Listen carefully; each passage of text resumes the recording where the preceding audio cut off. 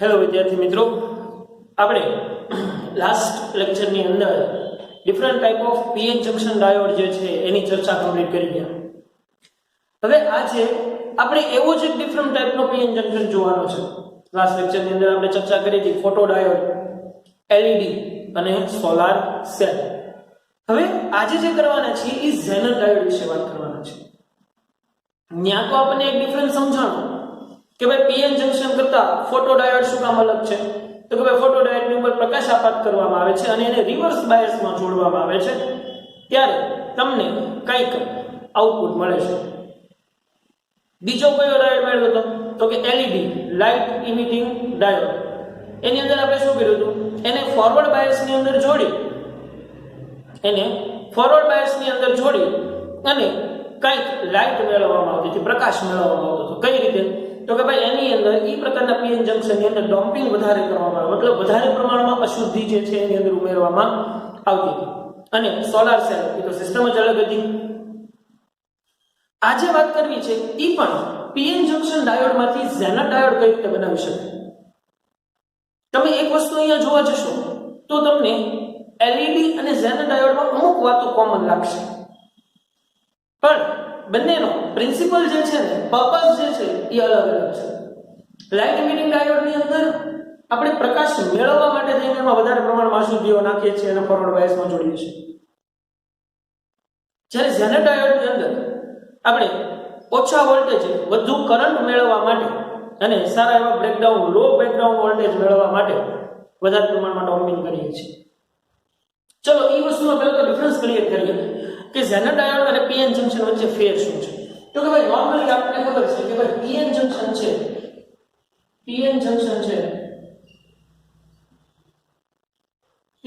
ડાયોડની સંજ્ઞા જે છે એ આપણે કંઈક આવી કરીએ છીએ. પીએન જંક્શનની સંજ્ઞા આપણે આ રીતે કરીએ છીએ, જેમાંથી આ છે પી પ્રકારનો, આ છે એન પ્રકારનો છે. ઝેનર ડાયોડની સંજ્ઞા આપણે આની જેવી જ છે. ઝેનર ડાયોડ એની સંજ્ઞા પણ કંઈક આ રીતની છે, પણ એમાં થોડો મસ્ત ફેર છે. ઝેનર ડાયોડની અંદર જે વચ્ચેનો જે એન ટાઈપ જે છે એને આપણે આવી રીતે કંઈક આમ ઝેડ જેમ વાળવાની ટ્રાય કરીએ છીએ. આ જે છે એ ઝેનર ડાયોડની સંજ્ઞા છે. હવે થાય છે કેવું, તો હવે પીએન જંક્શનની અંદર આપણે જોયું કે પીએન જંક્શનને જ્યારે રિવર્સ બાયસમાં જોડવામાં આવે, અહીંયા આ બંને સિસ્ટમને હું રિવર્સ બાયસમાં જોડીશ. રિવર્સ બાયસ એપ્લાય કરીશ. સાદા પીએન જંક્શનની અંદર જે ડોપિંગનું પ્રમાણ, મતલબ કે અશુદ્ધિનું જે પ્રમાણ છે એ મીડિયમ હશે. જ્યારે ઝેનર ડાયોડ જે છે એની અંદર આને હું તફાવત લખતો જાઉં તો તમને ખબર પડે. ડોપિંગ, બરાબર ને? ડોપિંગ એટલે સમજાય છે ને, ડોપિંગ મીડિયમ હશે અને અહીંયા ડોપિંગ ખૂબ જ વધુ છે, ખૂબ જ વધુ. જ્યારે એલઈડી જે છે એની અંદર આપણે બધા પ્રમાણમાં અશુદ્ધિ ઉમેરીએ છીએ, પણ ઝેનર જેટલી અશુદ્ધિ આપણે એલઈડીમાં પણ નથી ઉમેરતા. એનો જે એક સર્ટેન રેશિયો છે, એલઈડી બનાવી હોય તો એટલી જ વધારાની અશુદ્ધિ ઉમેરવામાં આવે, અને ઝેનર ડાયોડ બનાવવો હોય તો પણ અમુક જે એલઈડી કરતાં વધારે અશુદ્ધિ ઉમેરવામાં, મતલબ કે ઝેનર ડાયોડની અંદર ખૂબ જ વધારે પ્રમાણમાં અશુદ્ધિ ઉમેરવામાં આવે છે. પછી આપણે જોયું કે જ્યારે પીએન જંક્શનને રિવર્સ બાયસમાં જોડીએ છીએ ત્યારે ત્યાં હીટ ક્રિએટ થાય છે. ત્યાં જે છે હીટ, મતલબ કે ઉષ્મા ઊર્જા ઉત્પન્ન થાય છે. પણ પીએન જંક્શનને જ્યારે ઝેનર ડાયોડને જ્યારે રિવર્સ બાયસમાં જોડું છું તો એની અંદર હીટ ઉત્પન્ન થતી નથી.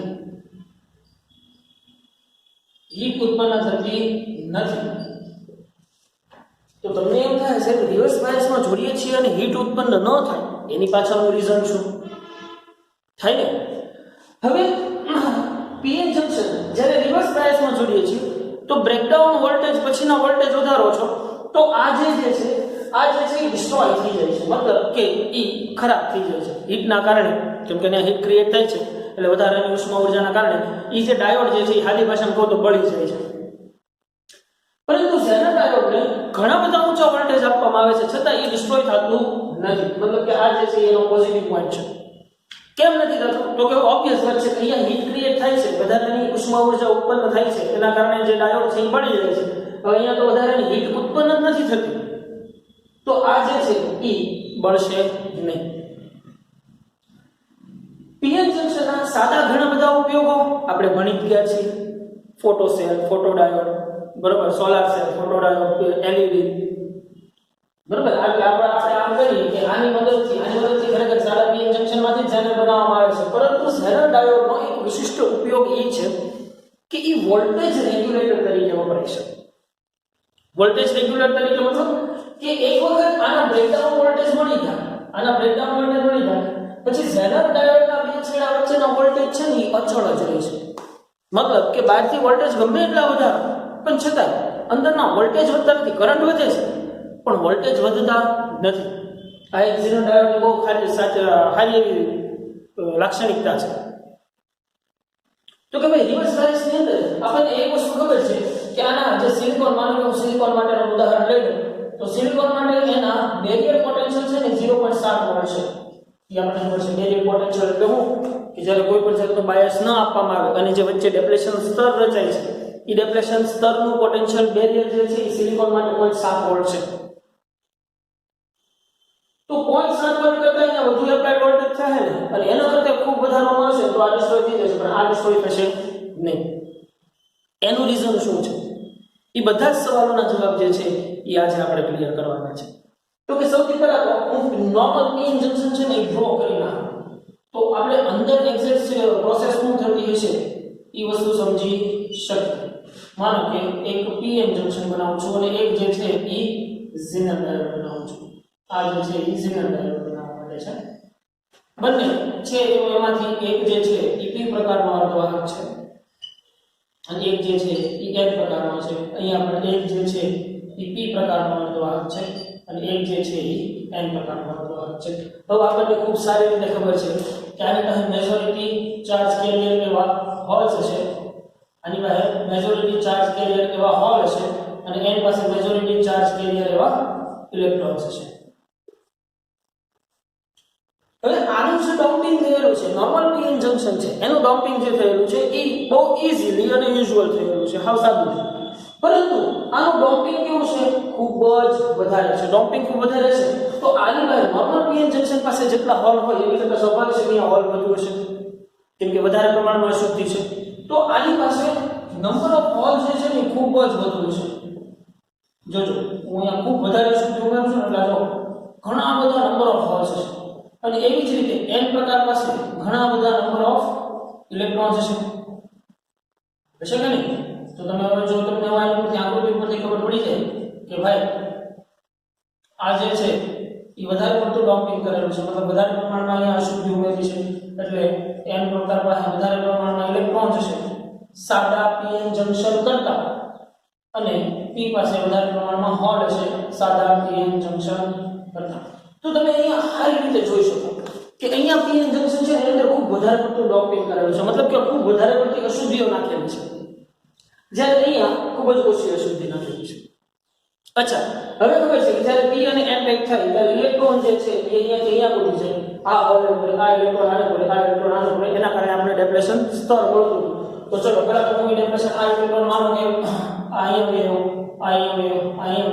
એના કારણે વચ્ચે એક ડેપ્લેશન સ્તર રચન. હવે આ ડેપ્લેશન સ્તર માનો કે અહીંયા ડેપ્લેશન સ્તર રચવાનું કહું, અહીંયા ડેપ્લેશન સ્તર રચવાનું કહું, બરાબર, જેની એક બાજુ જે છે એ ધન વિદ્યુતવાળી છે કે અહીંથી ઇલેક્ટ્રોન અહીંયા ગયો ને એટલે અહીંયા એક ઇલેક્ટ્રોનની ઉણપ છે એટલે અહીંયા ધન આયનિકૃત કહેવાય, આ ઋણ આયનિકૃત છે. અને આની બે વચ્ચેના વોલ્ટેજ જે સિલિકોન માટે મેગ્નેટિક સિલિકોન માટે આપણે કેટલા લીધા છે 0.7 વોલ્ટ છે. સેમ અહીંયા પણ થશે. અહીંયા શું થશે? આ જે ઇલેક્ટ્રોન જે છે એ અહીંયા આ ઇલેક્ટ્રોન અહીંયા આ ઇલેક્ટ્રોન અહીંયા આ ઇલેક્ટ્રોન અહીંયા આ ઇલેક્ટ્રોન અહીંયા આ ઇલેક્ટ્રોન પણ કેમ કે ભાઈ સમજો કેમ કે અહીંયા હ્યુજ અમાઉન્ટ ઓફ ઇલેક્ટ્રોન છે અને અહીંયા હ્યુજ અમાઉન્ટ ઓફ હોલ્સ છે એટલા માટે અહીંયા જે ડેપ્રેશન સ્તર રચાતું ને એના કરતા ડેપ્રેશન સ્તર જે છે ને એ પાતળું રચાશે. હવે એની જ વસ્તુ તમે આકૃતિની ઉપરથી પણ સમજી શકો અને જોઈ શકો ભાઈ કે જો આવી રીતે એક હું કોલમ કાઢું છું, ખરેખર એવી રીતે કોલમ એક ન આવતું હોય પણ આપણે અહીંયા સમજી લઈએ. જો ભાઈ ખરેખર સિલિન્ડર અને આ બધી વસ્તુ સમજવી ને એક ક્લાસિકલ ફિઝિક્સની મર્યાદા છે. ખરેખર આને સમજવા માટે એક ક્વોન્ટમ ફિઝિક્સ સમજવું પડે જે અત્યારે આપણા સિલેબસની મર્યાદાની બહાર છે. તો અહીંયા આપણને ખબર પડી જાય કે આ ધન ગ્રુપ છે અને આ ઋણ ગ્રુપ છે, અહીંયા બી વોલ્ટેજ છે. તો એક વસ્તુ નોટિસ કરો કે જ્યારે આવી નોર્મલ પરિસ્થિતિ હોય છે ત્યારે અહીંયા સિલિકોન માટે V બરાબર 0.7 વોલ્ટ છે અને અહીંયા પણ V 0.7 વોલ્ટ છે. અહીંયા ડેપ્રેશન સ્તરની પહોળાઈ એવડી છે અને અહીંયા ડેપ્રેશન સ્તરની પહોળાઈ જે છે એ કેવી છે? ઓછી છે. જો અહીંયા સમજજો ખાસ હવે તો કે ભાઈ વધારે ડમ્પિંગના પ્રમાણના કારણે એટલા સેમ વોલ્ટેજ મેળવવા માટે ઓછા ડેપ્રેશન સ્તરે પણ સેમ વોલ્ટેજ મળે છે અને અહીંયા ખૂબ વધારે ડેપ્રેશન સ્તરની પહોળાઈએ એટલા વોલ્ટેજ મળે છે. તો થશે કેવું? હવે એક નોર્મલ વસ્તુ આપણને ખબર છે ભાઈ V ED અને E V/V થશે કે નહીં? તો જુઓ છો આપણને ખબર છે વોલ્ટેજ અને વિદ્યુત ક્ષેત્ર વચ્ચે શું સંબંધ છે. તો હવે તમે આની પરથી કહો છો D એટલે શું કહું? ડેપ્રેશન સ્તરની પહોળાઈ. તો તમને હવે આની પરથી ખબર પડે કે કઈ જગ્યાએ વધારે વિદ્યુત ક્ષેત્ર હશે, કઈ જગ્યાએ વધારે વિદ્યુત ક્ષેત્ર હશે. તો કે ભાઈ અહીંયા પહોળાઈ ઓછી છે. પહોળાઈ વોલ્ટેજ તો બેના લેવા છે સેમ જ છે, વોલ્ટેજ બેના લેવા છે સેમ જ છે, ડેપ્રેશન બેરિયર વોલ્ટેજ અથવા તો જેને આપણે બેરિયર પોટેન્શિયલ કહીએ છીએ. આ બેરિયર પોટેન્શિયલ તો સરખા જ છે પણ કેમ કે બંનેની વિડ્થ ડિપ્લેશન સ્તરની પહોળાઈમાં ડિફરન્સ છે. તો અહીંયા ડિપ્લેશન સ્તર વધુ છે, અહીંયા ડિપ્લેશન સ્તર ઓછું છે. તો ઓબ્વિયસ વાત છે કે અહીંયા E જે છે એ ખૂબ જ હાઈ છે, ઊંચું છે અને અહીંયા એની સરખામણીમાં E જે છે એ ઓછું છે.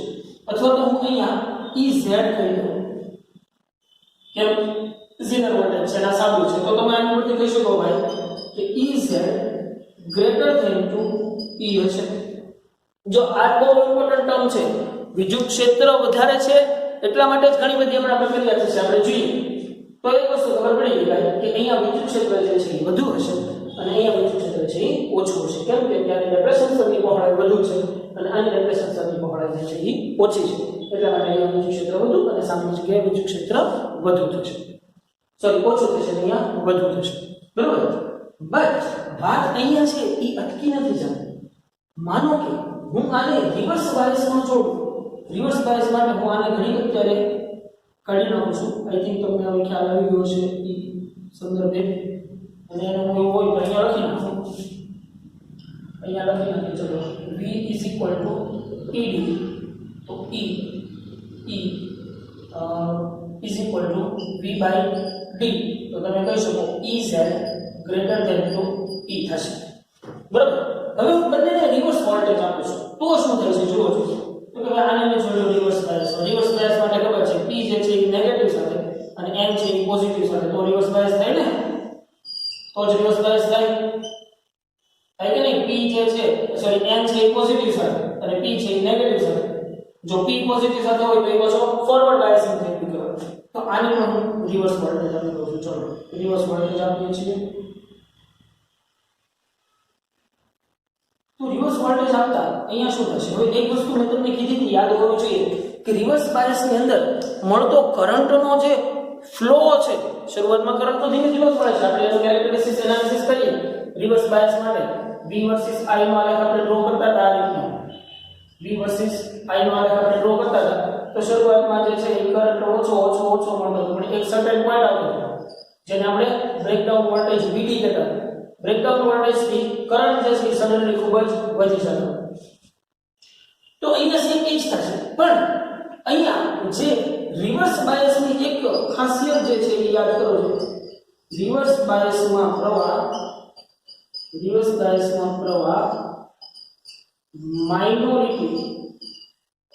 માઇનોરિટી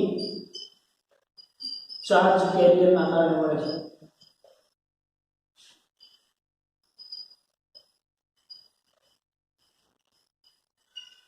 मतलब કે અહીંયા શું હશે તો કે આની પાસે માઇનોરિટી ચાર્જ કેરિયર એવા શું હશે? ઇલેક્ટ્રોન્સ હશે ઓછા પ્રમાણમાં, ખૂબ ઓછા પ્રમાણમાં, એટલે બે ગ્રુપ. અને આની પાસે માઇનોરિટી ચાર્જ કેરિયર તરીકે હોલ હશે. તો અહીંયા રિવર્સ બાયસની અંદર જે પ્રવાહ મળવાનું રીઝન જે છે એ શું છે તો કે ભાઈ જ્યારે આવી રીતનું અહીંયા જે વોલ્ટેજ વધારતા જશો એટલે શું થશે આની વિડ્થ જે છે એ શું થતી જશે પહોળી થતી જશે માનો કે આની વિડ્થ હજી વધી ગઈ જો આ આકૃતિ પહેલાની પર દોરી હોય તો આકૃતિ પહેલા દોરી નાખજો અને પછી બીજી આકૃતિઓ પણ ડ્રો કરજો હવે હું જે સુધારો કરું છું માનો કે આની વિડ્થ હજી ખૂબ વધે મતલબ કે આની વિડ્થ જે છે એ માનો કે હવે અત્યારે આટલી થઈ ગઈ मतलब कि આ ડેપ્રેશન સ્તરની પહોળાઈ જે છે એ વધે ડેપ્રેશન સ્તરની પહોળાઈ વધે અહીંયા પણ સેમ એ જ થશે તો કે ભાઈ અહીંયા પણ ડેપ્રેશન સ્તરની પહોળાઈ વધશે પરંતુ નોર્મલ પીએન જંકશન કરતા એટલી બધી વધશે નહીં નોર્મલ પીએન જંકશન કરતા અહીંયા ડેપ્રેશન સ્તરની પહોળાઈ વધશે પણ નોર્મલ પીએન જંકશન કરતા ઓછી વધશે સમજો અહીંયા ડેપ્રેશન સ્તરની પહોળાઈ એટલી થઈ ગઈ અને એટલી થઈ ગઈ તો હવે તમે જોયો કે અહીંયા ડેપ્રેશન સ્તરની પહોળાઈ એટલી બધી છે જ્યારે અહીંયા ડેપ્રેશન સ્તરની પહોળાઈ જે છે એ એટલી વ્યવસ્થિત છે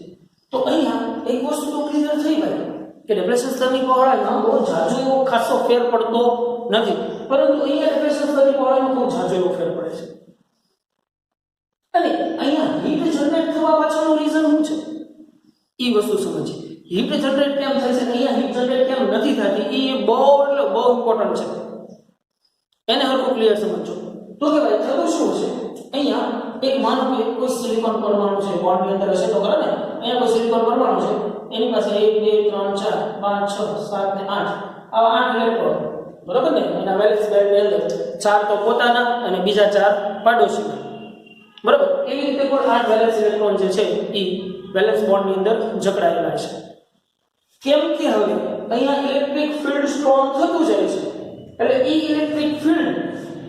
ઇલેક્ટ્રિક ફિલ્ડના કારણે જે આ ઇલેક્ટ્રોન જે છે એ જઈ અને સીધો આ વેલેન્સ બેન્ડના કોઈ ઇલેક્ટ્રોન સાથે અથડાશે અને આ ઇલેક્ટ્રોન જે છે એને નોક ઓફ કરી દેશે મતલબ કે આ વેલેન્સ બોન્ડમાંથી એને કાઢી નાખશે અને પોતે બહાર જ રહેશે પોતે કેવો રહેશે પોતે તો બહાર જ રહેશે કેમ કે હીટ જનરેટ થવાના કારણે સોરી એમ કહેવાય કે આ ઇલેક્ટ્રિક ફિલ્ડના કારણે એની પાસે એટલી બધી ઉર્જા હશે એટલી બધી ઉર્જાના કારણે આ જે માઇનોરિટી ચાર્જ કેટેલનો ઇલેક્ટ્રોન છે માઇનોરિટી વાળો ઇલેક્ટ્રોન છે એ આ બોન્ડની અંદર રહેલા સિલિકોન પરમાણુના વેલેન્સ બેન્ડમાં રહેલા ઇલેક્ટ્રોનને નોક ઓફ કરશે અથવા તો કિક આઉટ કરશે મતલબ કે એની સાથે એની કોલાઇડ થશે ભૂલી જ અથડામણ થશે અને અથડામણના કારણે એ આ ઇલેક્ટ્રોનને બહાર કાઢશે તે પણ એની પાસે એટલી બધી એનર્જી છે કે એ પોતે પણ મુક્ત ઇલેક્ટ્રોન થઈ જશે તો આ એક ઇલેક્ટ્રોને આની અંદર આ એરિયામાં ડેપ્લેશન સ્તરની અંદર બે વધારાના ફ્રી ઇલેક્ટ્રોન ભેગા હવે ઈ પાછા સાનામાના તો બે છે જ નહીં ઓલાને પાટો આપ્યું છે એટલે ઈ પણ ખૂબ એનર્જી વાળો જશે કેમ કે એને વધારાની કઈ ગતિ ઉર્જા મળી પાસે તો ઈ બંને ઇલેક્ટ્રોન થઈને પાછા બીજા બે ઇલેક્ટ્રોનને કાઢશે તો આવી સતત અહીંયા અથડામણો થયા કરશે ઇલેક્ટ્રોન ખાસ યાદ રાખજો અહીંયા સતત ઇલેક્ટ્રોનની અથડામણ થશે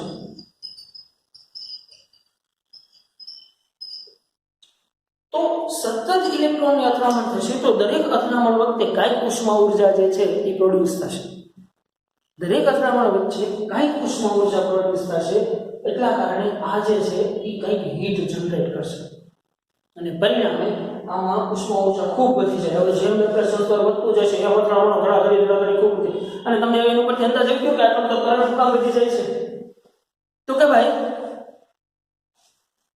જે ડ્રોપ વોલ્ટેજ છે અથવા તો કટ ઓફ વોલ્ટેજ છે અથવા તો જેને આપણે બ્રેકડાઉન વોલ્ટેજ કરતા વોલ્ટેજ અહીંયાથી વધારશું ત્યારે અહીંયા અથડામણનું પ્રમાણ ખૂબ વધી ગયું છે અને ખૂબ વધી ગયેલું અથડામણનું પ્રમાણ મતલબ કે ખૂબ જેટલી બે એક ઇલેક્ટ્રોન આવો આને કાઢ્યો બે પોતે પાછા બીજા બેને જઈને કરશે એટલે નંબર ઓફ ફ્રી ઇલેક્ટ્રોન્સની સંખ્યા કેવી થઈ સડનલી ખૂબ વધવા મળી હે ને નંબર ઓફ ઇલેક્ટ્રોનની સંખ્યા જે છે એ ખૂબ સડનલી વધવા મળી એના કારણે સડનલી તમને કેટલો કરંટ મળે છે સમજાય છે વાત નંબર ઓફ ઇલેક્ટ્રોન અહીંયા અથડામણના કારણે ઝડપથી વધવા મળ્યા ઝડપથી બધા એકબીજા સાથે ધડાધડી કરવા મળે એના કારણે ઉષ્મા ઉર્જા પ્રોડ્યુસ થવા મળી અને એક સમય એવો આવશે કે હજી તમે વોલ્ટેજ વધારશો તો વધારે પ્રમાણમાં ઉષ્મા ઉર્જા કેમ કે વોલ્ટેજ વધારશો તો કરંટ તો વધવાનો જ છે કરંટ ખૂબ વધશે પણ વોલ્ટેજ વધવાના છે નહીં કેમ કે વોલ્ટેજ વધે તો કંઈક નિયંત્રણ કરે પણ વોલ્ટેજ તો વધતા જ નથી એટલા માટે કરંટ જે છે એ સતત તમને ફ્લો થતો જોવા મળશે અને આ અથડામણના કારણે અહીંયા વધારે પ્રમાણમાં હીટ જનરેટ થશે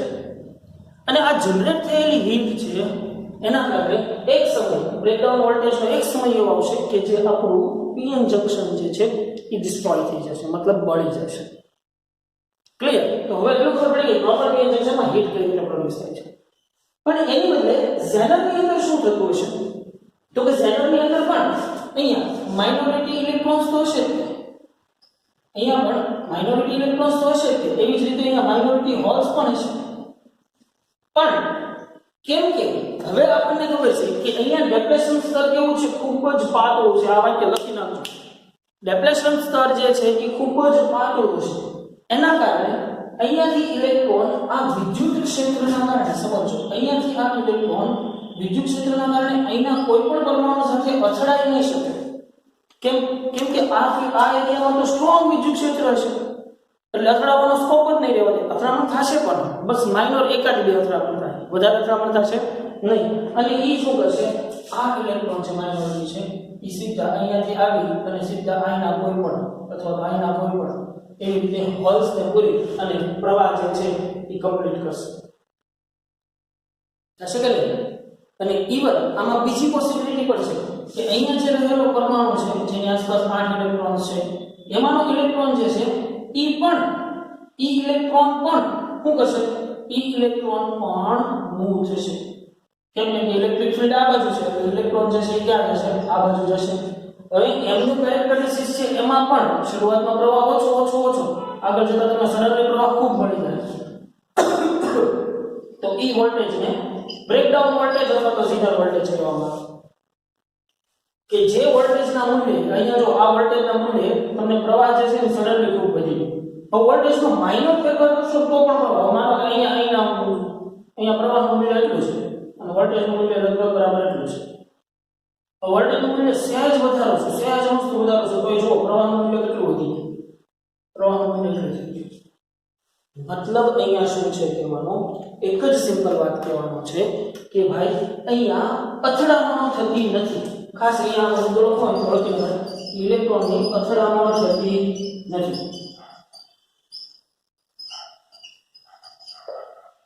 અને આ અથડામણ ન થવાના કારણે જ અહીંયા હીટ જનરેટ નથી થતી અને બ્રેકડાઉન વોલ્ટેજ કરતાં પણ ઊંચા વોલ્ટેજ જ્યારે એપ્લાય કરવામાં આવશે ત્યારે કરંટ જે છે એ તમને ખૂબ સારો મળશે. નો ડાઉટ અહીંયા પણ સડનલી કરંટ સારો મળતો હતો, પણ હજી જો બહુ વધારાના વોલ્ટેજ વધારતા જશો તો આ થઈ જશે, હીટના કારણે બળી જશે. જ્યારે આ જે છે એમાં હીટ પ્રોડ્યુસ નથી થતી, કેમ કે ઇલેક્ટ્રોનની અથડામણ જ માઇનોર થાય છે અથવા તો નથી થતી એમ પણ કહી શકાય. તો એ માઇનોર અથડામણના કારણે અહીંયા હીટ જનરેટ થશે નહીં. આ જે વસ્તુ જે છે એ ઝેનર ડાયોડ અને પીએન જંક્શન વચ્ચેની વાત છે, જેને આપણે સરખી રીતે ક્લિયર ક્યાંક લખી નાખવી જોઈએ, ક્યાંક ડ્રો પણ કરી નાખવી જોઈએ તો વધારે સારું રહે. બરાબર છે ભાઈ? તો હવે આપણે આ ઝેનર ડાયોડનો ઉપયોગ કઈ રીતે કરી શકીએ? તો કે ભાઈ લાસ્ટ આપણે એક જોયું યાદ હોય તો કે જ્યારે રેક્ટિફિકેશન દરમિયાન આપણને આઉટપુટ ડીસી તો મળતો હતો પણ એ અનરેગ્યુલેટેડ હતો, બરાબર ને? રેક્ટિફાઈ થયેલો જે પ્રવાહ જે છે એ આપણને કંઈક આવો મળતો પૂર્ણ તરંગ રેક્ટિફાયરમાં, અને આપણે આને કરવા માટે થઈને એના સમાંતરમાં કેપેસિટર જોડ્યું નહીં આ પ્રવાહને કન્વર્ટ કરવા માટે. પણ એ જગ્યાએ ઝેનર ડાયોડનો ઉપયોગ પણ થઈ શકે. કઈ રીતે ઝેનર ડાયોડનો ઉપયોગ થઈ શકે? તો કે એની હાવ સિમ્પલ રચના તમને સમજો. તો કે ભાઈ માનો કે આ કોઈ ઉદ્ગમ છે અથવા તો આ કોઈ સોર્સ છે, બરાબર? અહીંયા હું લોડ અવરોધ જોડું છું અને એની સાથે હું એક ઝેનર ડાયોડ જોડું છું ઇન રિવર્સ બાયસ. ખાસ હવે તો આ વાત આપણને યાદ જ રહી જાય કે ઝેનર ડાયોડને હંમેશા રિવર્સ બાયસમાં જોડવામાં આવશે. હવે અહીંયા જે આવે છે એ ડીસી કરંટ જ આવે છે પણ અનરેગ્યુલેટેડ છે. અનરેગ્યુલેટેડ મતલબ કે આવો ડીસી કરંટ અહીંયાથી આપવામાં આવે છે અને આને સમાંતરમાં એક લોડ અવરોધ જોડવામાં આવે. અને જો તમે આઉટપુટમાં જોશો તો અહીંયા આઉટપુટની અંદર તમને ડીસી કરંટ મળશે, પણ કેવો ડીસી કરંટ મળશે? રેગ્યુલેટેડ મળશે. તો કે આવું થવા પાછળનું રીઝન શું છે અને શું થયું છે? માનો કે આ અવરોધ છે હું RS નામ આપું છું અને આને લોડ અવરોધ RL કહી દઉં છું. થશે કેવું? આ પહેલા જેવું છે, કોઈ એક ક્રિકેટર હોય અથવા તો આપણે જોઈએ તો કે ભાઈ પ્રેશર વાળી સિચ્યુએશન હોય ને તો તો આપણે ઘણું બધું વાંચી શકીએ. માનો કે તમને એમ કીધું કે કાલે આટલું કરવાનું છે, નહીં તો તમારા પેરેન્ટ્સને ફોન થાય અને ફલાણું નીકળું બ્લા એન્ડ બ્લા, તો તમે બધું કરી નાખશો અને બહુ સારી રીતે ઝડપથી કરી નાખશો. ભલે ચાહે બોખીન તો બોખીન પણ કરી નાખશો. તો જનરલ ડાયોડનું કેરેક્ટર છે પણ કંઈક એવું જ છે કે જ્યારે એની ઉપર બહુ પ્રેશર આવશે ને, જ્યારે એની ઉપર બહુ પ્રેશર આવશે ને ત્યારે એનું એ પ્રેશર જે છે એ અવરોધ આપી દે. કેમ કે ભાઈ માનો કે જનરલ ડાયોડ જે છે એના બ્રેકડાઉન વોલ્ટેજ જે છે અથવા તો એના ઝીનર વોલ્ટેજ કહું કે માનો કે એના ઝીનર વોલ્ટેજ જે છે એ હું જસ્ટ અત્યારે એક્ઝામ્પલ તરીકે લઈ લઉં છું કે ઝીનર વોલ્ટેજ 1 વોલ્ટ હોય, પણ જ્યારે અહીંયાથી એપ્લાય કરેલા વોલ્ટેજ 1 વોલ્ટ કરતા વધશે ને તો એ કોને આપી દેશે? આને આપી દેશે. પોતાનામાં ખાલી એક જ વોલ્ટેજ પસાર થવા દેશે. મતલબ શું થાય કે જો અહીંયાથી 5 વોલ્ટ આપ્યો હોય ને, 5 વોલ્ટ આપ્યો હોય તો 1 વોલ્ટ તો એ પોતે સહન કરશે, પણ વધારાના 4 વોલ્ટ જે છે એ કોને આપી દેશે? આ અવરોધને આપી દેશે. અને આ 1 વોલ્ટને અકોર્ડિંગ તમને કંઈક આઉટપુટ આપશે. મતલબ કે આ ઝીનર ડાયોડ જે છે એ શું કરે છે? રેગ્યુલેટરનું કામ કરે છે, વોલ્ટેજને રેગ્યુલેટ કરે છે. તો એનું હું હાવ સિમ્પલ ઉદાહરણ આપી દઉં કે મારી પાસે કોઈ એક આવી બેટરી છે, આ એનો ધન છે, આ ઋણ છે, બરોબર? એને હું અત્યારે બેટરી જે છે એનો આ ધન છે, આ ઋણ છે, એને અત્યારે હું એક કોઈ સાદા એવા આવ નાનકડી વસ્તી LED સાથે જોડી દઉં છું. ચલો નાનકડી વસ્તી LED સાથે જોડી દઉં.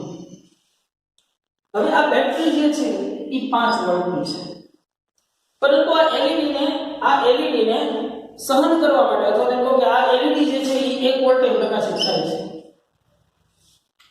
તો હવે આને 1 વોલ્ટ કરતા વધુ વોલ્ટ મળશે તો એ શું થઈ જશે? ડિસ્ટ્રોય થઈ જશે. તો મારે શું કરવું જોઈએ? તો કે એના રસ્તામાં કંઈક ઝીનર ડાયોડ મૂકી દેવો જોઈએ. એના રસ્તામાં કંઈક ઝીનર ડાયોડ એ રીતે મૂકવો જોઈએ કે જેથી કરી અને એની સાથે એકાદો લોડ અવરોધ પણ સાથે સાથે જોડી દેવો જોઈએ કે હવે જે તમારી LED છે ને એને તમે અહીંયા જોડી દો. કેમ કે અહીંયા VZ જે છે એ 1 વોલ્ટ છે. તો તમે હવે આ વસ્તુ સમજી ગયા છો કે ભાઈ અહીંયાથી ભલે 5 વોલ્ટ આવતા, અહીંયાથી ભલે ઇનપુટ 5 વોલ્ટ આવતા, પરંતુ LED ને કેટલા જોતા છે? 1 વોલ્ટ ને અકોર્ડિંગ ઝીનર ડાયોડ બનાવેલો છે એના સમાંતરમાં જોડી દીધું તો એને 1 જ વોલ્ટ મળશે. ભલે અહીંયાથી 5 વોલ્ટ આવતા, વધારાનો વોલ્ટેજ જે છે એ કોણ લઈ લેશે? આ અવરોધ લઈ લેશે. અને આ જે તમારી સર્કિટ છે એને ડિસ્ટ્રોય થવા દેશે નહીં. આપણી પાસે ઘણા બધા એવા ઇન્સ્ટ્રુમેન્ટ હોય છે છોકરાઓ કે આપણા પ્લગમાંથી તો 220 કે 230 વોલ્ટ આવતા હોય, પરંતુ તમારે જોતા હોય કેવા હાવ લો વોલ્ટેજ જ જોતા હોય. ત્યારે એ લો વોલ્ટેજ જોતા હોય ત્યારે રેગ્યુલેટર તરીકે વોલ્ટેજ આપણે પંખો છે રેગ્યુલેટર શું કામ કરે? પંખો ધીમો ફાસ્ટ કરવાનું કરે. તો આ ઝીનર ડાયોડ છે એ પણ એમ જ કરે છે. જેવો ઝીનર ડાયોડ લગાડ્યો હશે જે ટાઈપનો એ ટાઈપનો આઉટપુટ અપાવશે. સમજાય છે? તો ઝીનર ડાયોડનો ઉપયોગ જે છે એ સારા એવા વોલ્ટેજ રેગ્યુલેટર તરીકે પણ થાય છે. બરાબર? ખૂબ જ આઈએમપી છે થિયરીની દ્રષ્ટિએ પણ. આપણે ઝડપથી એને ખૂબ સારી રીતે વાંચી લઈએ અને જોઈ લઈએ ભાઈ. ચલો તો કે ભાઈ કેટલાક વિશિષ્ટ હેતુ માટે PN જંકશન ડાયોડ. બરાબર? આ પરિચયમાં આપણે કેટલાક સાધનોનો અભ્યાસ કરીશું જે મૂળભૂત રીતે તો જંકશન ડાયોડ જ છે, પરંતુ જુદા જુદા પ્રકારના ઉપયોગ માટે વિકસાવવામાં આવ્યા છે. સૌથી પહેલો ઝેનર ડાયોડ. બાકીના ત્રણ આપણે ભણી ગયા છીએ. કુલ 4 છે: zener diode, photo diode, LED અને સોલાર સેલ. ઝેનર ડાયોડની સંજ્ઞા તેની રિવર્સ બાયસ હેઠળ બ્રેકડાઉન વિસ્તારમાં ઉપયોગ માટે વિકસાવવામાં આવ્યું છે. રિવર્સ બાયસ આપી અને આપણે અહીંયા આ પ્રકારનો અહીંયા જો રિવર્સ બાયસ જ આપવાનો, મતલબ કે આ જે છેડો છે એ નેગેટિવ અને આ છેડો છે એ પોઝિટિવ થવો જોઈએ. બરાબર? તેનો ઉપયોગ વોલ્ટેજ રેગ્યુલેટર તરીકે થાય છે અને ઝેનર ડાયોડની સંજ્ઞા નીચે પ્રમાણે છે. PN જંકશનની જેમ જ પરંતુ અહીંયા આવી રીતના લીટા હશે, ઝેડ આકાર હશે. બનાવટ કઈ રીતે થાય? PN જંકશનની બંને બાજુ P અને N ની અતિશય પ્રમાણમાં, જુઓ અંડરલાઈન કરવા જેવી વસ્તુ છે, અતિશય પ્રમાણમાં ડમ્પિંગ કરીને ઝેનર ડાયોડ બનાવવામાં આવે છે. મતલબ ખૂબ જ વધારે પ્રમાણમાં અશુદ્ધિઓના પ્રમાણમાં ઉમેરવામાં આવે છે. આના કારણે રચાતો ડિપ્રેશન વિસ્તાર ઘણો સાંકડો થઈ જાય છે. એ આપણે જોયું. અહીંયા મેં કીધું છે બબે ત્રણ લાઈનમાં બધી વસ્તુ સમજાઈ દીધી છે, પણ આ વસ્તુને આપણી રીતે સમજવી ખૂબ મહત્વની છે ડીપલી. બરોબર? ડિપ્રેશન વિસ્તાર ખૂબ જ સાંકડો છે, લેસ ધેન 10⁻⁶ મીટર. અને લગભગ 5 વોલ્ટ જેટલા ઘણા ઓછા તેજ બાયસ વોલ્ટેજ માટે પણ જંક્શનનું વિદ્યુત ક્ષેત્ર ખૂબ જ તીવ્ર થઈ જાય છે. ઓબ્વિયસ વાત છે, ડેપ્રેશન સ્તર ઓછું છે એટલે વિદ્યુત ક્ષેત્ર જે છે એ કેવું થવાનું, પ્રબળ થવાનું છે. ઝેનર ડાયોડની I વર્સિસ V ની લાક્ષણિકતા આકૃતિ B માં દર્શાવી છે, જે આપણને ખબર છે. ચલો લેવલથી જશે કરંટ એ જોઈ શકે છે કે જ્યારે આપેલ રિવર્સ બાયસ વોલ્ટેજ V એ ઝેનર ડાયોડના બ્રેકડાઉન વોલ્ટેજ Vz જેટલો થાય ત્યારે વિદ્યુત પ્રવાહમાં ઘણો મોટો જબરદસ્ત વધારો થાય છે. નોંધો કે બ્રેકડાઉન વોલ્ટેજ Vz પછી રિવર્સ બાયસ વોલ્ટેજમાં નજીવો વધારો કરીને પણ વિદ્યુત પ્રવાહમાં ઘણો બધો વધારો કરી શકાય છે. જે આપણે અહીંયા દોરી હાવ નાનકડો મસ્તો વોલ્ટેજનો પોઈન્ટ સમથિંગનો વોલ્ટેજનો ફેરફાર પણ કરંટમાં ખૂબ જ મોટી ઇફેક્ટ પાડે છે. બીજા શબ્દોમાં ઝેનરમાંથી પસાર થતો વિદ્યુત પ્રવાહ ઘણો બધો બદલાય તો પણ ઝેનર વોલ્ટેજ કેવા રહે છે, અચળ રહે છે. એનાથી વોલ્ટેજમાં કંઈ ફેર પડતો નથી. ઝેનર ડાયોડના આ ગુણધર્મનો ઉપયોગ સપ્લાયર વોલ્ટેજને રેગ્યુલેટ કરવા માટે થાય છે કે જેથી તે અચળ રહે. કાર્ય બ્રેકડાઉન વોલ્ટેજ પાસે રિવર્સ વિદ્યુત પ્રવાહ કેમ ઝડપથી વધે છે તે સમજીએ. આપણે જાણીએ છીએ કે P થી N સુધી માઇનોરિટી ઇલેક્ટ્રોન અને N થી P સુધી હોલના પ્રવાહના કારણે રિવર્સ પ્રવાહ મળે છે. આપણે એ જ વસ્તુ અહીંયા લખીજો. રિવર્સ બાયસમાં પ્રવાહ માઇનોરિટી ચાર્જ કેરિયરના કારણે રચાય છે.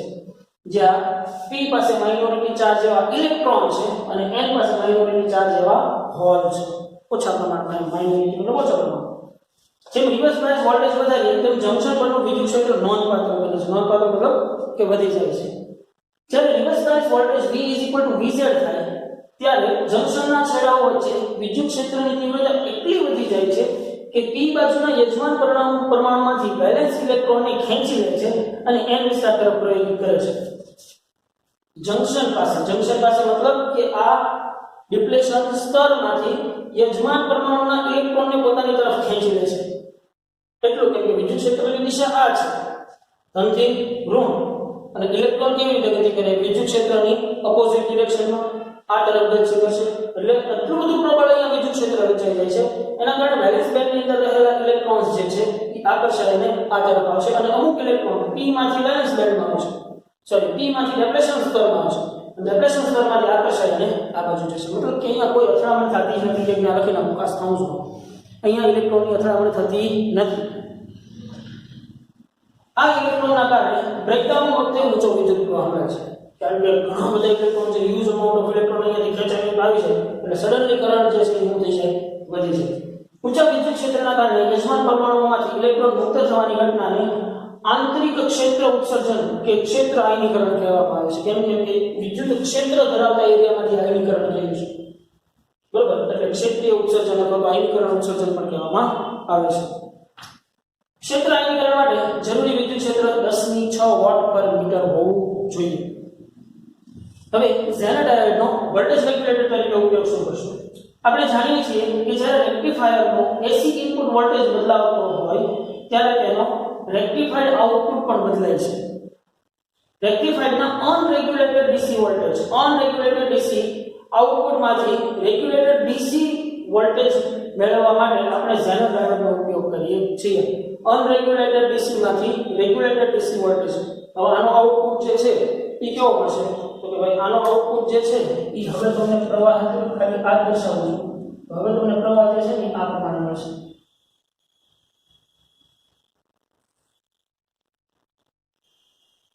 આ જે છે કેવો છે? અનરેગ્યુલેટેડ DC છે. અનરેગ્યુલેટેડ DC છે અને આ જે છે કેવો છે? Regulated DC. ઝેનર ડાયોડનો ઉપયોગ કરીને વોલ્ટેજ રેગ્યુલેશન માટેનો પરિપથ આકૃતિમાં દર્શાવ્યો છે. જુઓ, એક અવરોધ જોડી દીધો. Zener diode in reverse bias. આને રિવર્સ બાયસ કરવો હોય તો અહીંયા નેગેટિવ ખાસ ને સંખ્યા કરી નાખજો. અહીંયા નેગેટિવ અને અહીંયા પોઝિટિવ. કેમ કે આ P અને આ N છે એટલે P સાથે નેગેટિવ અને N સાથે પોઝિટિવ, તો રિવર્સ બાયસ થઈ કહેવાય ને. અને એને સમાંતરમાં લોડ અવરોધ. અનરેગ્યુલેટેડ DC વોલ્ટેજ જે રેક્ટિફાયરના ફિલ્ટર પરિપથ અને આઉટપુટ છે તે ઝેનર ડાયોડ સાથે શ્રેણી અવરોધ RS વડે એ રીતે જોડવામાં આવે છે કે જેથી ઝેનર ડાયોડ રિવર્સ બાયસમાં થાય. ટૂંકમાં રિવર્સ બાયસમાં જોડો શ્રેણી સાથે. પછી જો ઇનપુટ વોલ્ટેજ વધે તો RS અને ઝેનર ડાયોડમાંથી વહેતો પ્રવાહ પણ વધે. અહીંયાથી આ ઇનપુટ ઓછો તો અહીંયાથી બેમાંથી પ્રવાહ વધુ હોય છે. પણ તમે અહીંયા જુઓ કે આને કેવો રહેશે? સરખો જ રહેશે. જ્યારે આના બે છેડા વચ્ચેના વિદ્યુત સ્થિતિમાનનો તફાવત છે એની અંદર ફેરફાર થઈ શકે. આ એક જ સિમ્પલ વાત યાદ રાખવાની છે. આથી ઝેનર ડાયોડના બે છેડા વચ્ચેના વોલ્ટેજમાં કોઈ પણ ફેરફાર વગર RS ના છેડા વચ્ચેના વોલ્ટેજ વધે છે. આનું કારણ એ છે કે બ્રેકડાઉન વિસ્તારમાં ઝેનર ડાયોડમાંથી વહેતો પ્રવાહ બદલાય તો પણ ઝેનર વોલ્ટેજ અચળ રહે છે. તે જ રીતે જો ઇનપુટ વોલ્ટેજ ઘટે તો RS અને ઝેનર ડાયોડમાંથી વિદ્યુત પ્રવાહ પણ ઘટે છે. ઝેનર ડાયોડના છેડાઓ વચ્ચે વોલ્ટેજમાં કોઈ ફેરફાર વગર RS ના છેડાઓ વચ્ચે વોલ્ટેજ તફાવત ઘટે છે. આમ ઇનપુટ વોલ્ટેજમાં કોઈ પણ વધારો કે ઘટાડો કરો, ઇનપુટ વોલ્ટેજમાં કોઈ પણ વધારો કે ઘટાડો કરો તો અહીંયા પ્રવાહમાં વધારો ઘટાડો થશે, પરંતુ ઝેનરના બે છેડા વચ્ચેના વોલ્ટેજ અચળ રહેશે અને RS ના છેડા વચ્ચેના વોલ્ટેજ જે છે એ વધી કે ઘટી શકે. આમ ઝેનર ડાયોડ વોલ્ટેજ રેગ્યુલેટર તરીકે કાર્ય કરે છે. જરૂરી આઉટપુટ વોલ્ટેજને અનુરૂપ આપણે ઝેનર ડાયોડ એને શ્રેણી અવરોધ RS ને પસંદ કરવો જોઈએ. મતલબ કે તમારે કેટલો આઉટપુટ જોતો છે એના આધાર ઉપર આ શ્રેણી અવરોધ અને એ ટાઈપનો ઝેનર ડાયોડ જે છે એ આપણે પસંદ કરવો જોઈએ. Simple is that. તો હવે આપણે આગળ વધીએ. આના નાના રિલેટેડ MCQ અને દાખલાઓ જે છે નાના નાના ટીંચુડા એને આપણે ઝડપથી જોઈ લઈએ. ઓકે ભાઈ.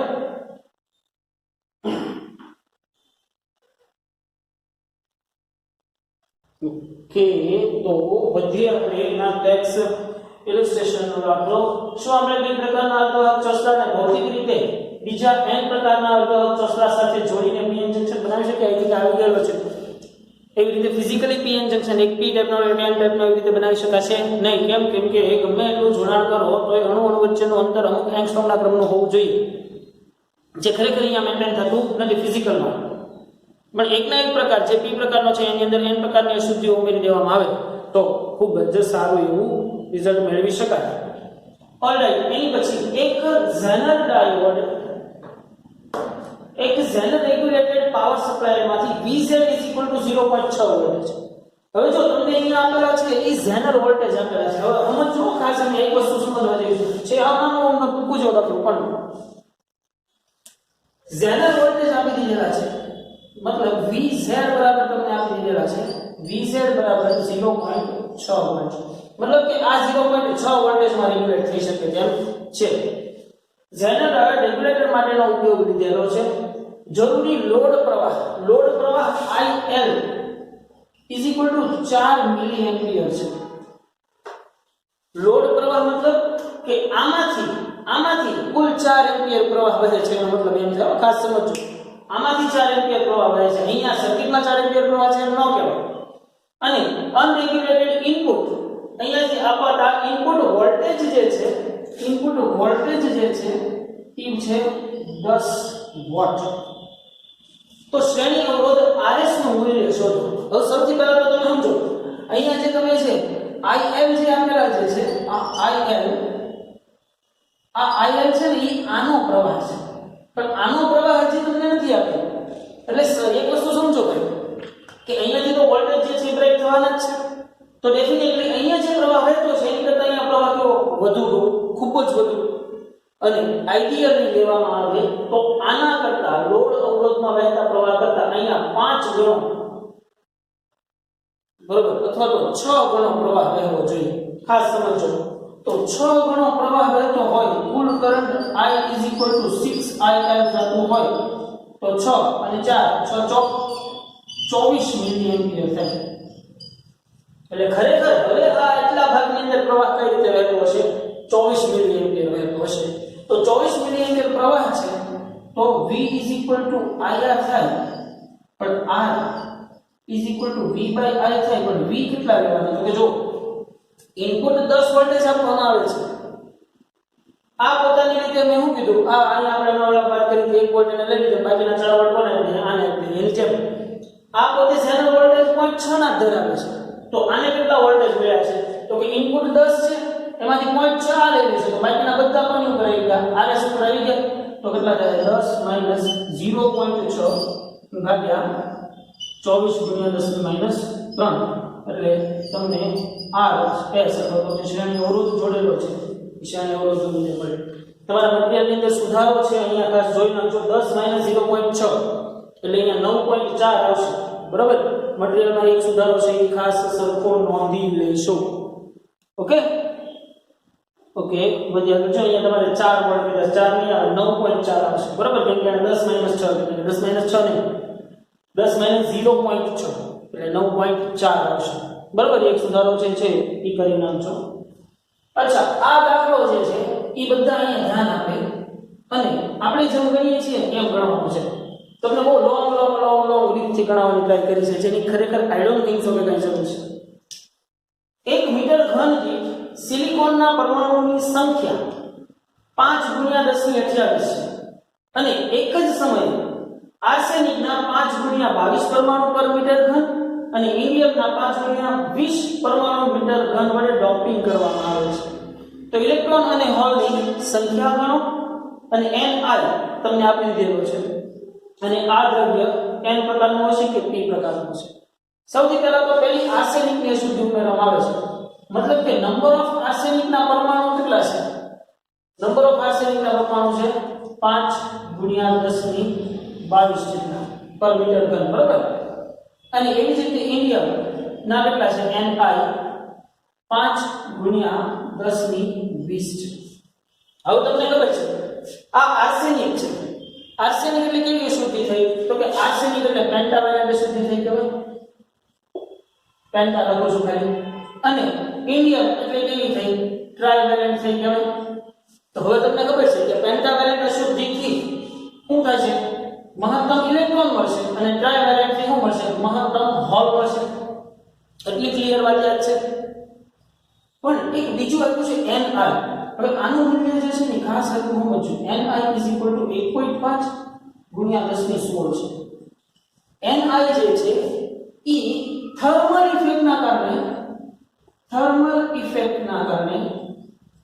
ઇફેક્ટના કારણે ઇલેક્ટ્રોન છે કારણ મુક્ત થયેલા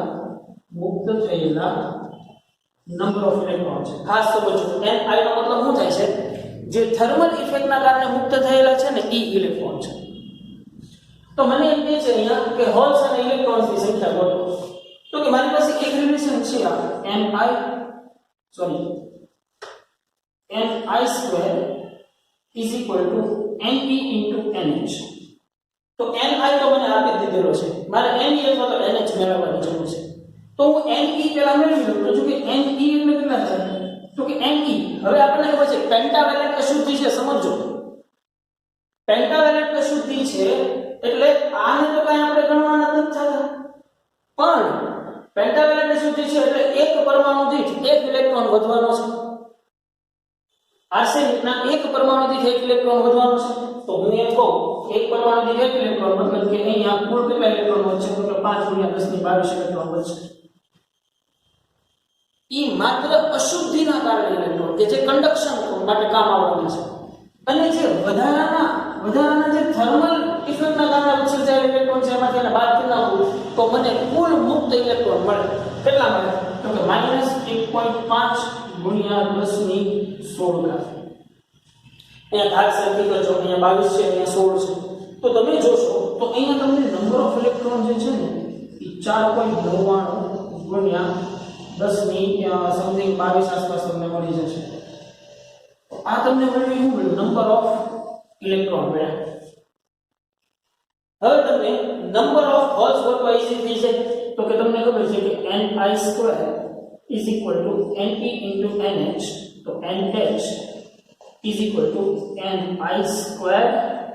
upon Ne Ne તો અહીંયા મળી જશે ni આપણી પાસે છે તો તમને NH નંબર ઓફ હોલ્સ મળી જાય ભાઈ કેનો મળી જાય અને પછી જોઈ લેવાનું જો નંબર ઓફ ઇલેક્ટ્રોન્સ વધુ હશે તો કેવા પ્રકારનો હશે n પ્રકારનો કે p પ્રકારનો યસ નંબર ઓફ ઇલેક્ટ્રોન્સ વધુ હશે તો એ n પ્રકારનો અર્ધવાહક થયો કહેવાશે અને નંબર ઓફ હોલ્સ વધુ હોય તો એ p પ્રકારનો અર્ધવાહક થયો કહેવાય સિમ્પલ કે નહીં આ વસ્તુ ખાસ લખી નાખજો ડોક્ટેડ મતલબ ડોપિંગ કરેલા છે આમાંથી એક ઇલેક્ટ્રોન વધવાનો છે એક ઇલેક્ટ્રોનમાંથી થર્મલ ઇલેક્ટ્રોન બાદ કરી નાખો તો તમને મળે એ ચોખ્ખા ઇલેક્ટ્રોનની સંખ્યા મળે આજે હું બોલ્યો છું એ શબ્દો તમારે લખવો હોય તો પણ લખી નાખજો પણ આ દાખલો આ રીતે કરજો ઓલાની અંદર તમે ઘણા બધા લોચા મારશો એની અંદર ભૂલ પણ છે ઘણી બધી બરોબર એટલે ખાસ આ લખી નાખજો બરોબર પછી મારે જે છે બોર્ડ જે છે એ સાફ કરવાનું થાય એટલે મેક શ્યોર કે પેલા લખી નાખજો.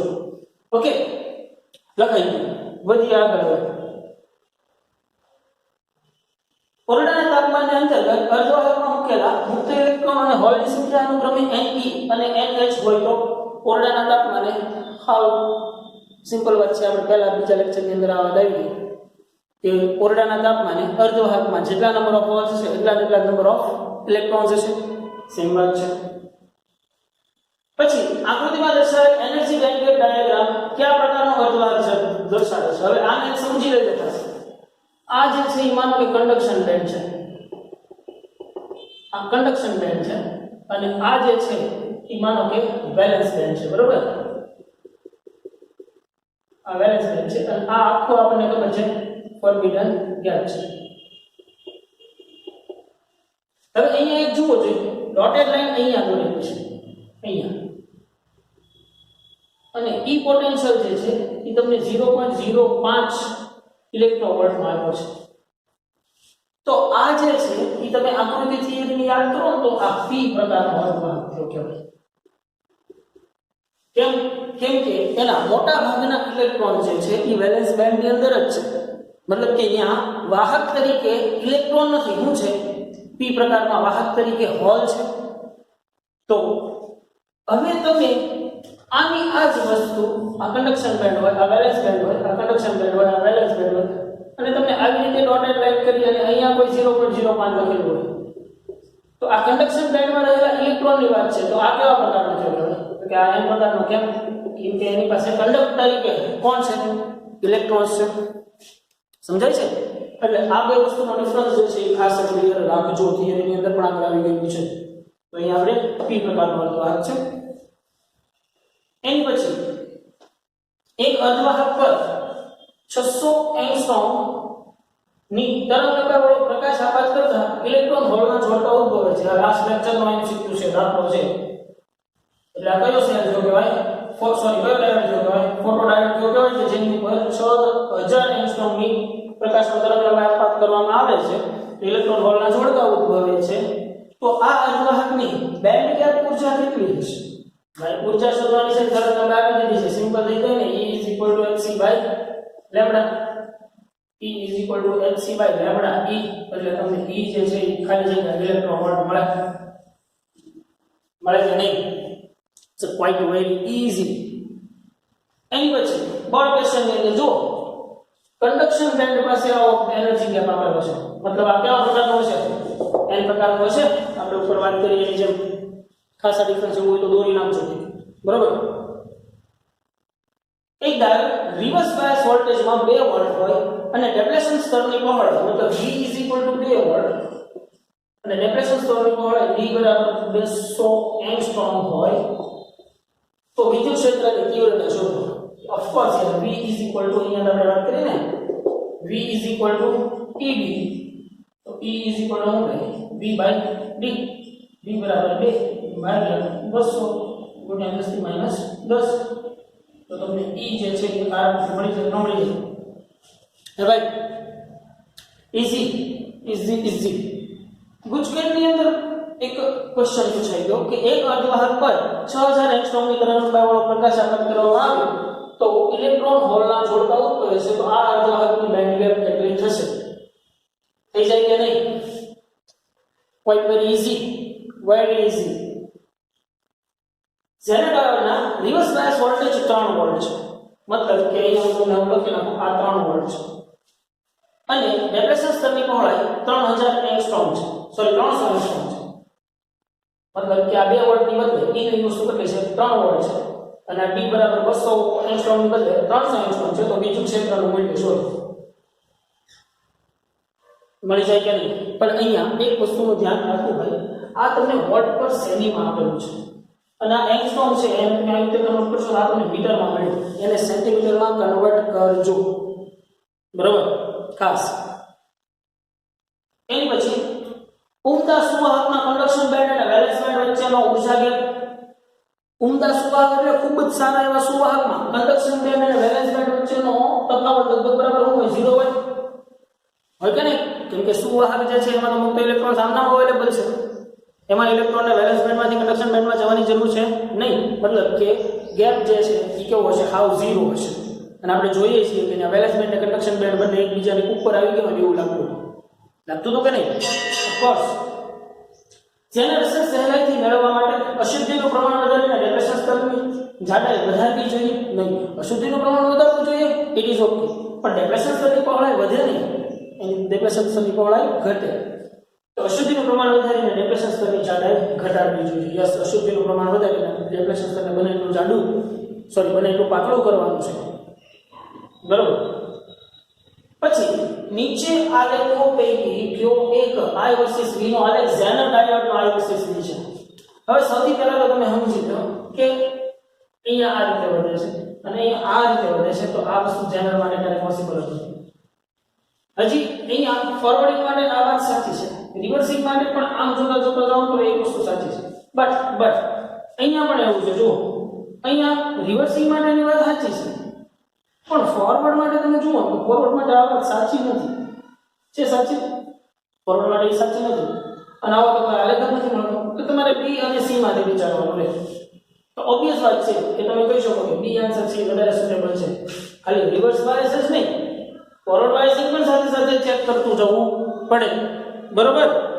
એની પછી વાત કરીએ ઝેનર ડાયોડનો ઉપયોગ ક્યાં થાય છે? તો કે ભાઈ ઝેનર ડાયોડનો ઉપયોગ વોલ્ટેજ રેગ્યુલેટર તરીકે થાય, અથવા તો જેને કહેવાય વોલ્ટેજ નિયામક પરિપથ તરીકે થાય.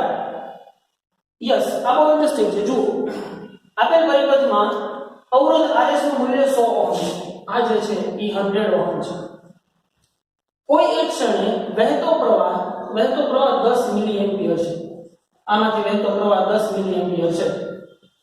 VI ના મૂલ્યમાં ફેરફાર કરી અને RS માં થતો પ્રવાહ 15 મિલી એમ્પિયર થઈ જાય છે. આમ વોલ્ટેજ ઇનપુટ વોલ્ટેજ વધાર્યા અને અહીંયા હવે કરંટ 15 મિલી એમ્પિયર થઈ ગયો. તો RL ના બે છેડા વચ્ચે વિદ્યુત સ્થિતિમાનનો તફાવત, RL ના બે છેડા વચ્ચે વિદ્યુત સ્થિતિમાનના તફાવતનો ફેરફાર.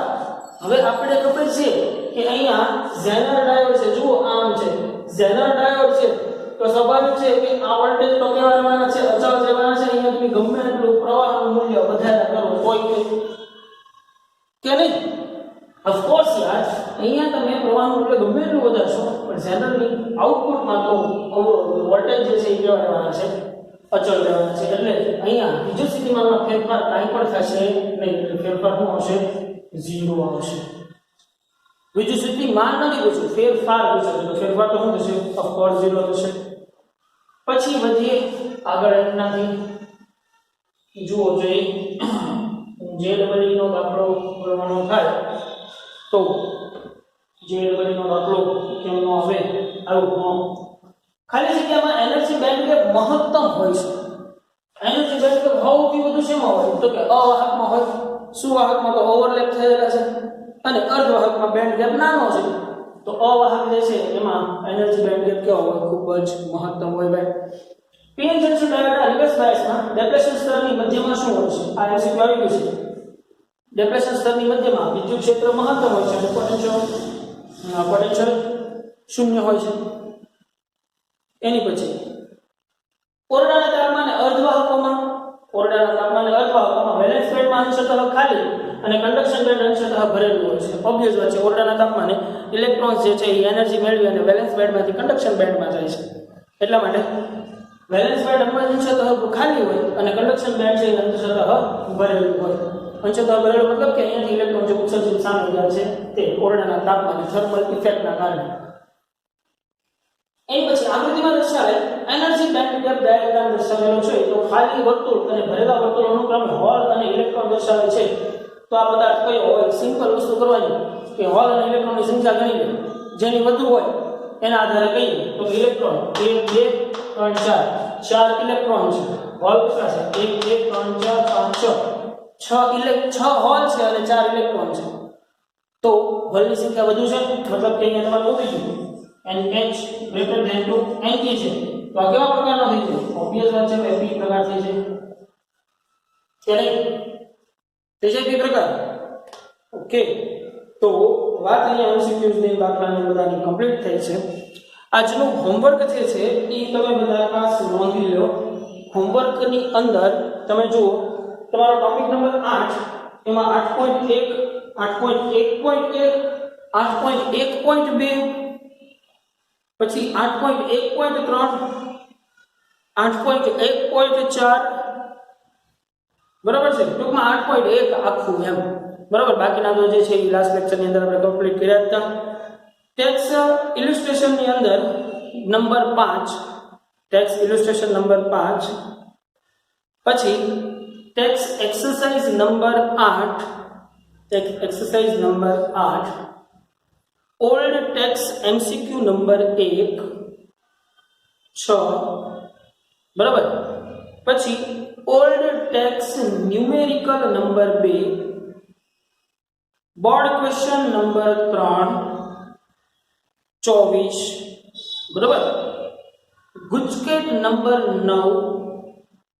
15 9 અને 15 એસએલપી નંબર 27 30 31 32 33 બરાબર એ ગુજકેટ થઈ ગયા જેઈ નંબર 2 અને નંબર 5 નીટ નંબર 22 અને નંબર 31 હવે જુઓ ભાઈ આટલી વસ્તુ જે છે એ હોમવર્ક ની અંદર તમારે વન ટાઈમ રહેશે સેમિકન્ડક્ટર ચેપ્ટર જે છે એની અંદર હવે એક છેલ્લો લોજિક ગેટ વાળો ટોપિક જે છે એ બાકી રહે છે પરંતુ ગોવિંદ સરની એવી ઈચ્છા હતી કે લોજિક ગેટ જે છે એમને ભણાવવા છે તો લોજિક ગેટ મતલબ કે એ એક ટોપિક જે છે એ એક ટોપિક ગોવિંદ સર લેશે અને એ લોજિક ગેટ જે છે એ આજ બધા લેક્ચર કમ્પ્લીટ થાય પછી લોજિક ગેટના લેક્ચરો છે એ આવશે તો મારા તરફથી અહીંયા ચેપ્ટર નંબર 14 જે છે એને આપણે સંપૂર્ણ જાહેર કરીએ છીએ મારા તરફથી મારા પોર્શન એક ટોપિક જે છે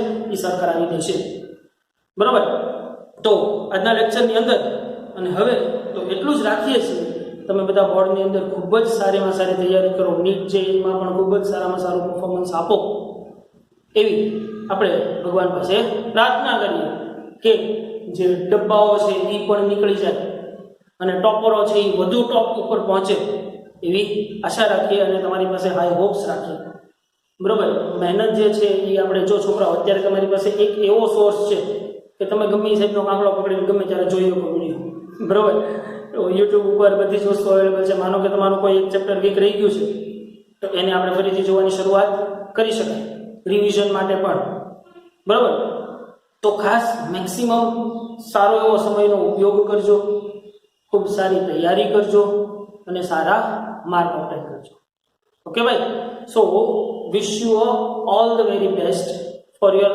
એની kind of life exams okay તો સ્ટીલ ધેન goodbye